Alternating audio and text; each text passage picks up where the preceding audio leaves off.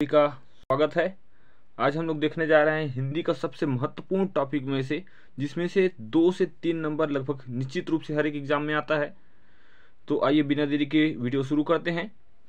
तो आज का पहला प्रश्न है, बाह्य प्रयत्न के आधार पर वर्णों के मुख्यतः कितने भेद होते हैं। तो बाह्य प्रयत्नों के आधार पर वर्णों के कितने भेद होते हैं। तो वर्ण के भेद होते हैं 2 प्रकार के। Option number A.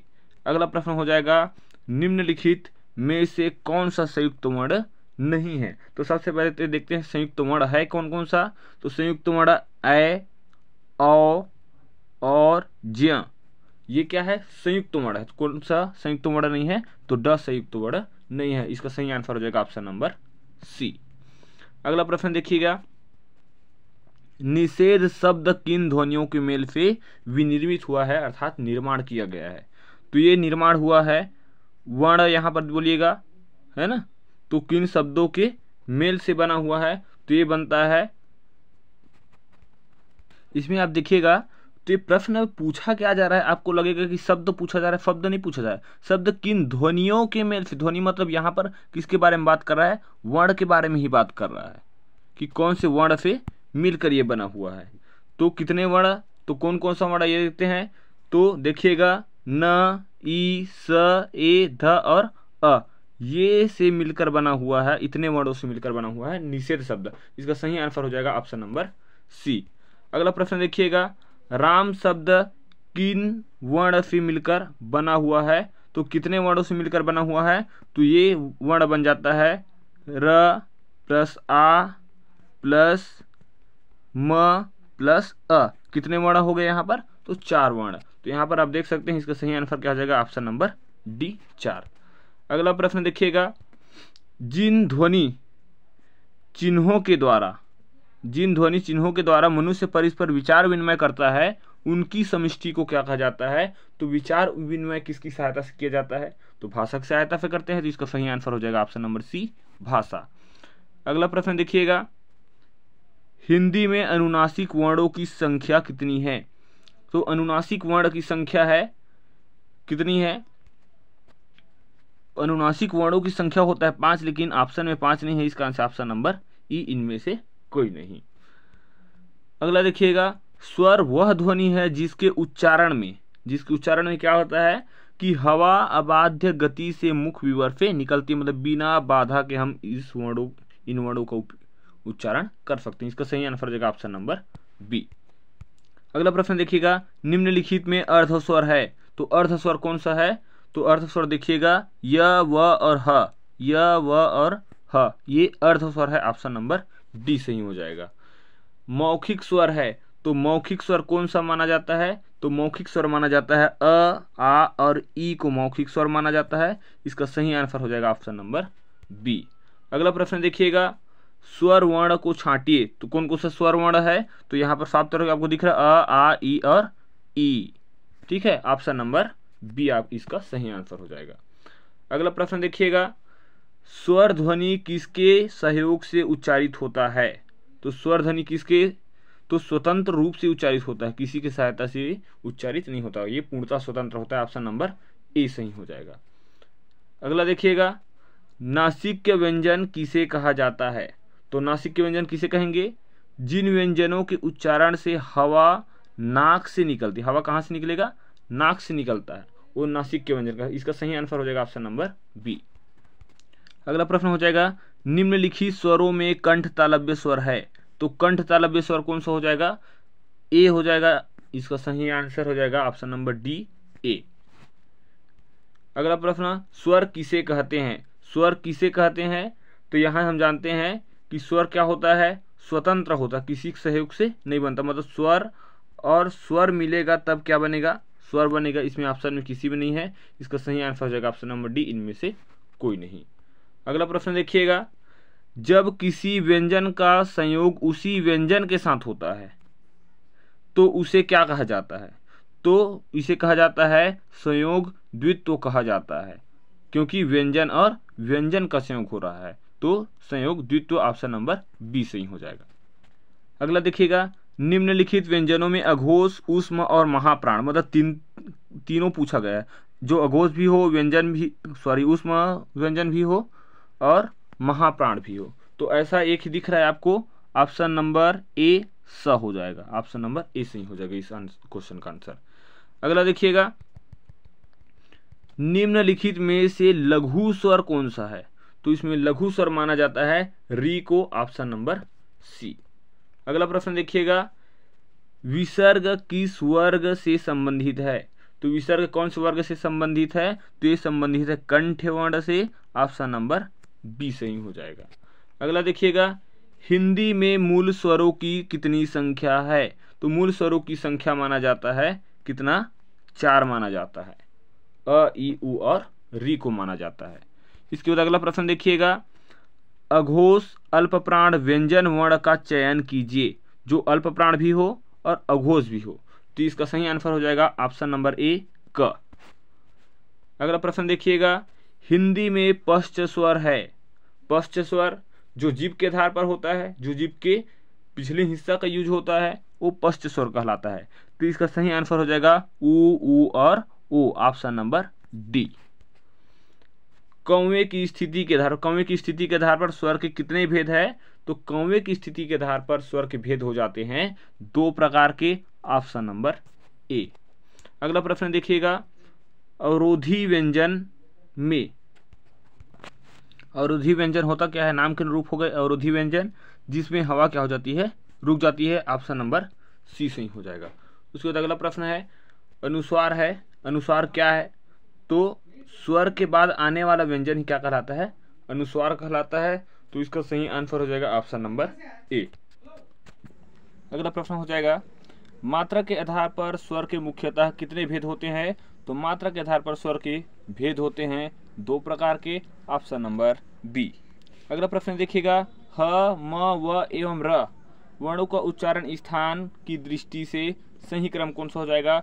तो ह का उच्चारण स्थान होता है कंठ्य, म का होता है ओष्ठ्य, व का होता है दंत्योष्ठ्य और र का होता है मूर्धन्य, ऑप्शन नंबर बी सही हो जाएगा। अगला प्रश्न देखिएगा, नासिक व्यंजन है। तो नासिक व्यंजन कौन सा इनमें से? तो वर्ण वर्ग का पंचम वर्ण है ना, वर्ग वर्ण का पंचम वर्ण क्या है? नासिक व्यंजन है, ऑप्शन नंबर बी सही हो जाएगा। आपका अगला प्रश्न हो जाएगा, स्व आश्रित वर्ण क्या हो, कौन सा होता है? स्व आश्रित मतलब किसी पर आश्रित न हो, पूर्णतः स्वतंत्र हो। तो ऐसा वर्ण होता है स्वर वर्ण, ऑप्शन नंबर ए। अगला, च व्यंजन का उच्चारण स्थल। तो च का व्यंजन का उच्चारण स्थल हो जाएगा तालु, ऑप्शन नंबर बी। अगला प्रश्न हो जाएगा, स्वयं राज्यन्ते स्वरा अवगत भवति व्यंजन मिति स्वर की यह परिभाषा किसकी है? तो यह परिभाषा दिया था पतंजलि ने, ऑप्शन नंबर सी।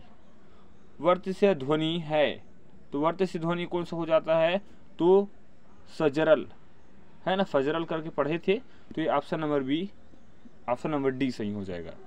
अगला प्रश्न देखिएगा, निम्नलिखित में से वृत्तमुखी स्वर है। तो वृत्तमुखी स्वर कौन सा है? तो ऊ होता है वृत्तमुखी स्वर, ऑप्शन नंबर बी।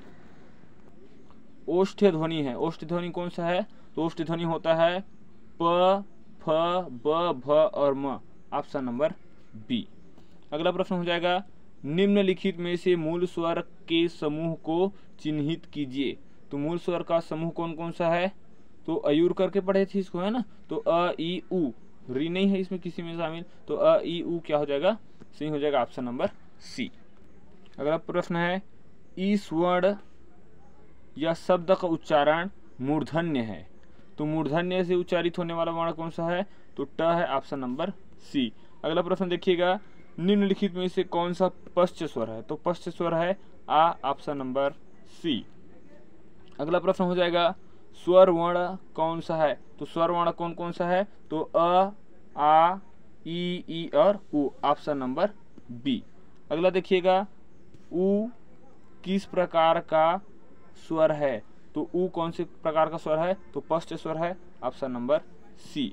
अगला प्रश्न देखिएगा, प किस प्रकार का व्यंजन है? तो प किस प्रकार का व्यंजन है? तो इसका सही आंसर हो जाएगा स्पर्श व्यंजन है, ऑप्शन नंबर ए।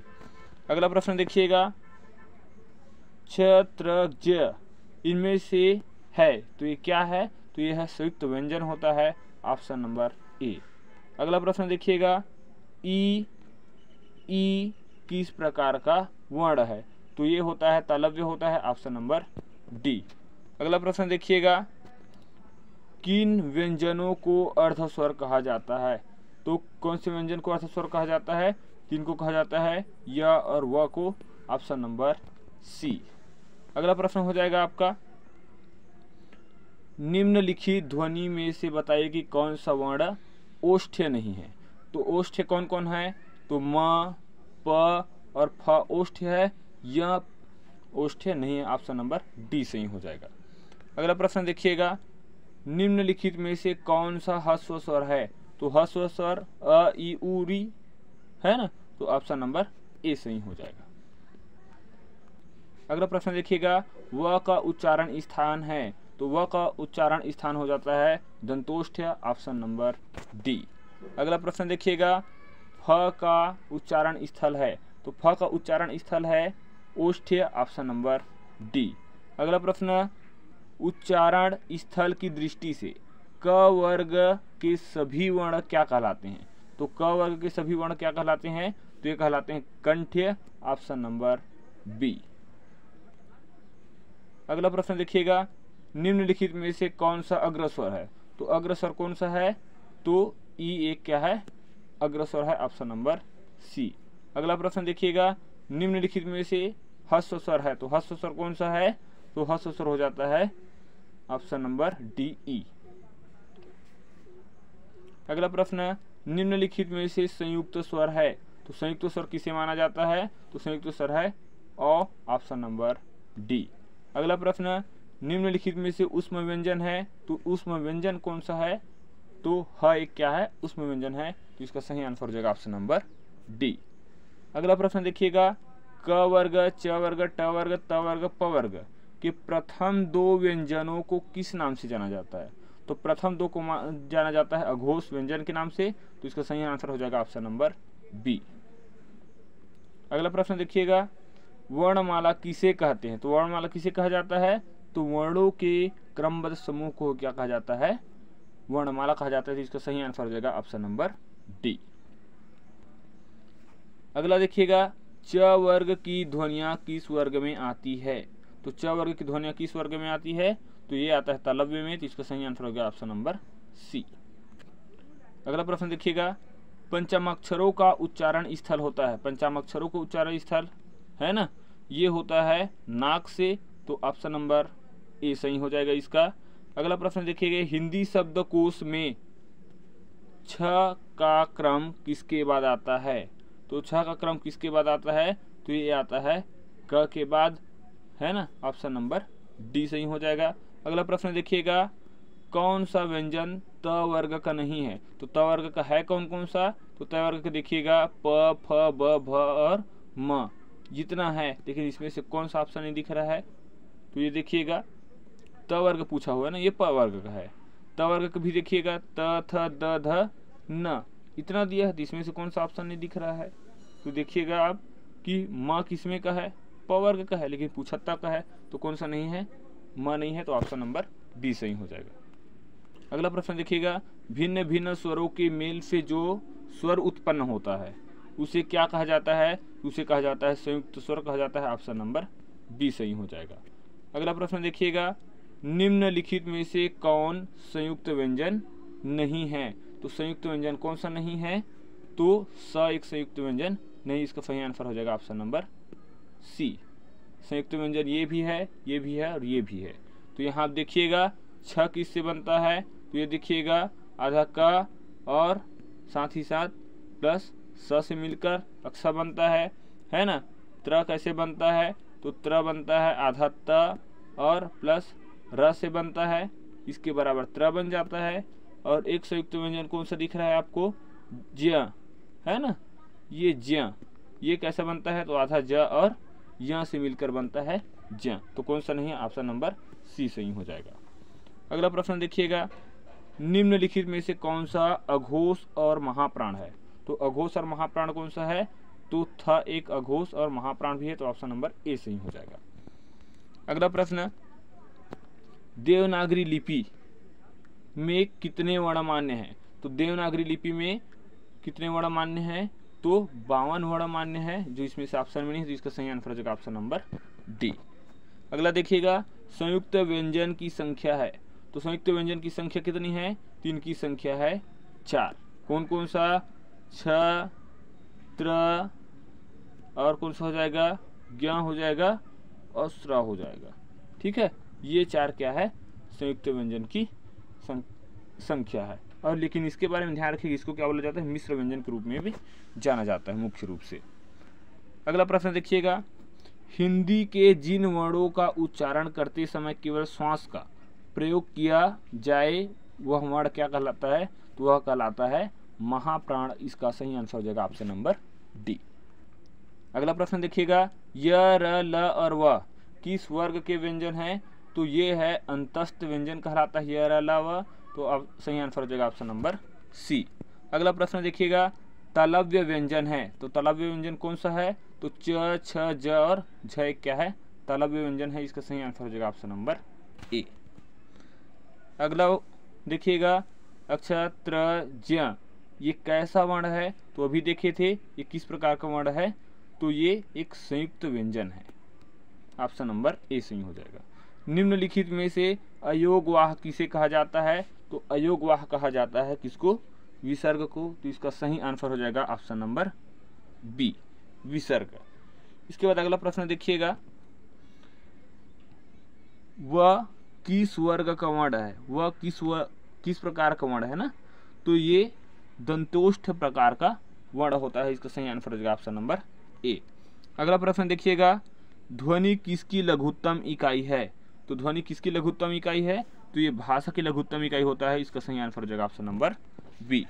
अगला प्रश्न देखिएगा, लघुत्तम वाक् ध्वनि कहा जाता है। तो लघुत्तम वाक् ध्वनि किसे कहा जाता है? तो वर्ण को कहा जाता है। इसका सही आंसर हो जाएगा ऑप्शन नंबर सी।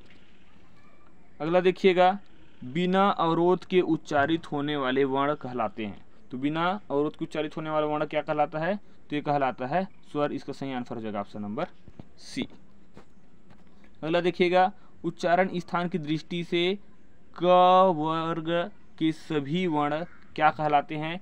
तो ये कहलाते हैं कंठ्य। तो इसका सही आंसर हो जाएगा ऑप्शन नंबर बी। अगला प्रश्न देखिएगा, निम्नलिखित ध्वनियों में से बताइए कि कौन सा वर्ण ओष्ठ्य नहीं है। तो कौन सा ओष्ठ्य नहीं है? तो यह ओष्ठ्य नहीं है, बाकी सब ओष्ठ्य है। इसका सही आंसर हो जाएगा ऑप्शन नंबर डी। अगला प्रश्न देखिएगा, अनुनासिक ध्वनि का उच्चारण स्थान होता है। तो अनुनासिक ध्वनि का उच्चारण स्थान होता है मुख और नाक दोनों होता है। तो इसका सही आंसर हो जाएगा ऑप्शन नंबर डी।